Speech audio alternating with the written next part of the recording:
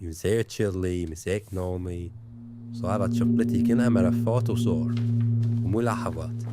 لين لقيت عنوان غبين يتكرر بأكثر من مستند. بنفس الليلة ركبت السيارة ولحقت. كان بيت قديم هادي بشكل يخوف. دقيت في الباب بس ما رد علي أحد. نزيت الباب وانفتح ودخلت. البيت كان كمه نابرمي، كل شيء مرتب وكل شيء نظيف، بس ما كان فيه أحد. لين وصلت لآخر غرفة وهني وقفت. الطوفة كلها كانت مليانة صور، صوري من يوم كنت طفل، بالمدرسة، بالجامعة، وأول يوم وظيفة، كل مراحل من حياتي.